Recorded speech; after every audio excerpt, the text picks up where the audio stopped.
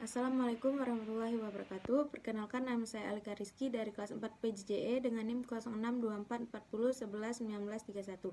Pada kali ini saya akan menjelaskan jenis dan pengolahan data JIS. Data JIS. Jenis data JIS ada dua, yaitu data spasial dan data non-spasial. Yang pertama, data spasial. Data spasial atau juga disebut data yang bergeoreferensi ada tiga jenis, yaitu peta, citra, dan data koordinat. Yang pertama, peta. Peta memiliki dua jenis, yaitu peta topografi dan peta tematik. Peta topografi contohnya seperti kontur, sedangkan peta tematik yaitu peta yang memiliki tema tersendiri, contohnya persebaran hutan. Dan yang kedua, citra. Citra memiliki dua jenis, yaitu foto udara dan citra satelit. Foto udara yang dapat diambil dari pesawat terbang, bisa juga yang berawak maupun tidak berawak. Sedangkan citra satelit diambil dari satelit dan diambil juga oleh manusia. Dan yang ketiga, data berkoordinat. Data berkoordinat ada tiga, yaitu data GPS, data yang berupa koordinat, dan yang kedua adalah data digital elevasi model atau DEM. Itu contohnya mencari titik koordinat menggunakan soft copy. Dan yang ketiga yaitu data pengukuran terrestris, yaitu menginjak tanah yang ingin diukur. Kemudian ada data non-spasial. Data non-spasial merupakan penjelasan lebih dalam lagi dari data spasial. Contohnya nama gedung, alamat, dan nomor induk bidang. Kemudian data spasial. Data spasial merupakan data yang mempunyai informasi tentang posisi objek di muka bumi yang dipresentasikan dengan nilai koordinat. Data spasial yang digunakan dalam SIG ada dua jenis, yaitu data raster. Menurut Dani Gumlar 2007, model data raster adalah model data spasial yang mempunyai struktur data yang tersusun dalam bentuk matriks atau piksel dan membentuk grid. Atau data raster itu jenis gambar yang dihasilkan dari foto handphone maupun foto kamera. Kemudian ada data vektor.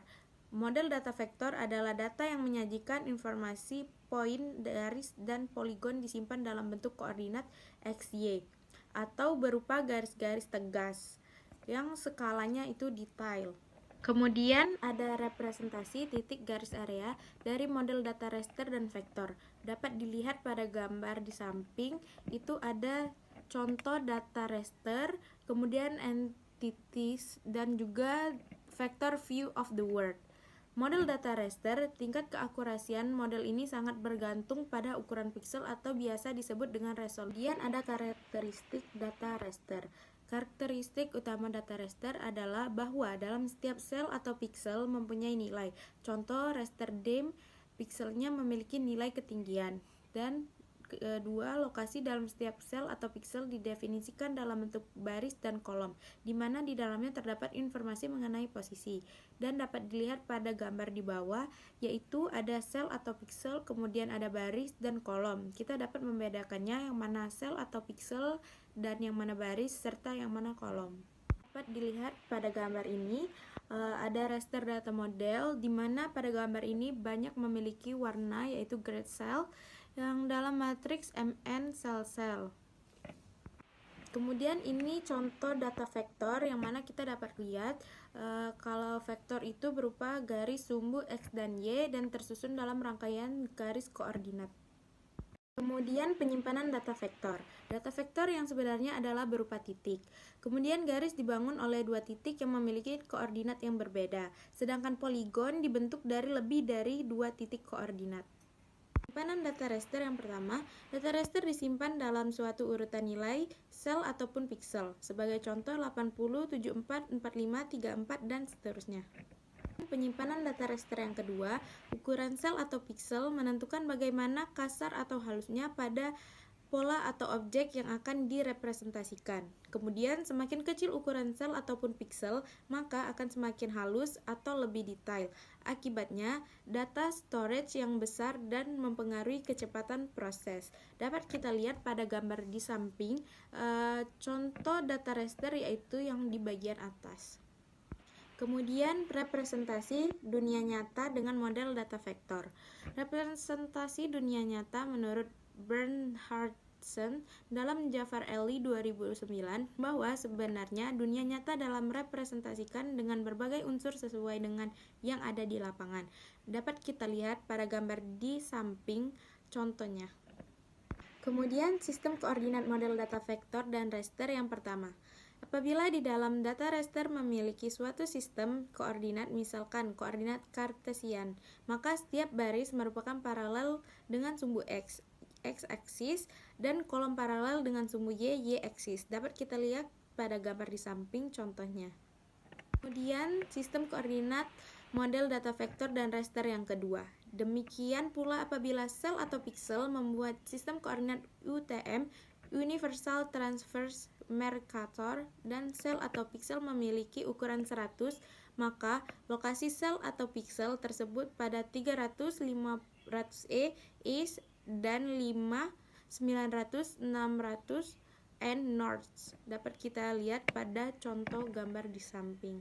Selanjutnya, sistem koordinat model data vektor dan raster yang ketiga. Sistem koordinat vektor berupa sumbu X dan Y. Titik perpotongan antara sumbu X dan Y menyajikan informasi koordinat. Dapat kita lihat pada gambar di samping contohnya, guys.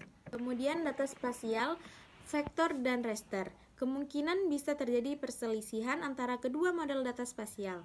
Hal ini dipertegas oleh Charles 1997 melalui simulasi terjadinya perpecahan antara dua buah pandangan di mana masing-masing pandangan mencari jalannya sendiri. Dapat kita lihat pada gambar di samping ya contohnya. Representasi dunia nyata dengan model data spasial. Yang pertama, data raster dan data vektor. Dapat kita lihat di gambar ini perbedaannya. Menurut Praharta 2009 menegaskan bahwa kebutuhan manusia bisa berbeda satu sama lainnya, bervariasi dan bahkan berubah dari waktu ke waktu, sehingga tidak ada satupun model data yang benar-benar dapat memenuhi semua kebutuhan representasi dan analisis data spasial secara sempurna. Kedua model data spasial berbasis raster ataupun vektor akan saling melengkapi dan bahkan dapat saling dikonversikan satu sama lainnya. Proses konversi sudah disediakan oleh software SEG. Representasi objek geografis, yaitu dapat kita lihat ada dua, yaitu model data vektor dan model data raster. Yang pertama, model data vektor, yaitu menyampaikan kelebihan dan kelemahannya beserta konsekuensinya. Sedangkan model data raster menyampaikan kelebihan dan kelemahannya beserta konsekuensinya juga. Kemudian keduanya dipadukan atau dikombinasikan. Selanjutnya direkomendasi bagi pengguna serta bisa mempresentasikan objek geografis. Dan dapat kita lihat gambar kedua ini, yang mana gambar vektor dan yang mana gambar raster.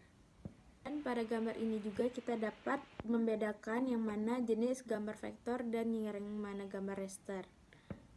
Kelebihan model data vektor, yang pertama, data berbasis vektor memerlukan tempat penyimpanan lebih sedikit di komputer. Dan yang kedua, hubungan topologi dapat dilakukan dengan mudah. Dan yang ketiga, mempunyai resolusi spasial yang tinggi. Yang keempat, representasi grafis data spasial dari model vektor sangat mirip dengan peta garis buatan tangan manusia. Dan yang kelima, model data vektor memiliki batas-batas yang akurat, tegas, dan jelas. Yang terakhir, transformasi koordinat dan proyeksi pada data model vektor tidak sulit dilakukan. Kelemahan model data vektor, yang pertama, data berbasis vektor memiliki struktur data yang kompleks. Yang kedua, data berbasis vektor tidak mudah untuk dimanipulasi. Yang ketiga, penggunaan tidak mudah berkreasi untuk membuat program sendiri untuk memenuhi kebutuhan aplikasinya.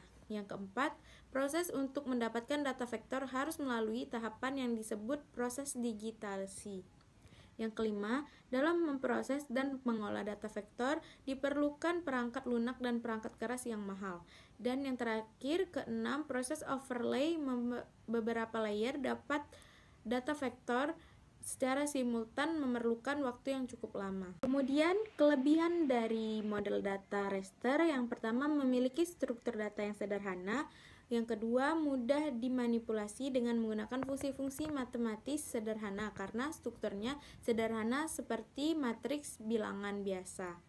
Yang ketiga, proses generalisasi mudah. Yang keempat, gambaran permukaan bumi dapat bentuk citra raster yang didapat dari radar atau satelit penginderaan jauh selalu lebih aktual daripada bentuk vektornya. Yang kelima, prosedur untuk pengolahan data dalam bentuk raster atau citra lebih mudah, sederhana, dan murah. Dan yang terakhir, keenam, harga sistem perangkat lunak aplikasinya cenderung lebih murah. Sedangkan kekurangan dari model data raster, yang pertama, data raster memerlukan ruang atau tempat penyimpanan yang besar di komputer. Yang kedua, sangat sulit untuk mempresentasikan hubungan topologi. Yang ketiga, tampilan atau representasi dan akurasi posisinya sangat bergantung pada ukuran pikselnya atau resolusi spasial. Yang keempat, sering mengalami kesalahan dalam menggambarkan bentuk dan garis-garis batas-batas suatu objek. Karena itu, jarang digunakan untuk penentuan batas-batas administrasi dan tanah milik. Yang kelima, metode untuk mendapatkan format data vektor melalui proses yang cukup lama, melelahkan baik proses digitasi pada instrumen-instrumen fotogrametris, digital on-screen digitizing langsung di layar monitor komputer maupun proses digitasi di meja digitizer, dan relatif mahal. Dan yang keenam, terakhir, transformasi koordinat dan proyeksi lebih sulit dilakukan. Sekian penjelasan dari saya. Wassalamualaikum warahmatullahi wabarakatuh.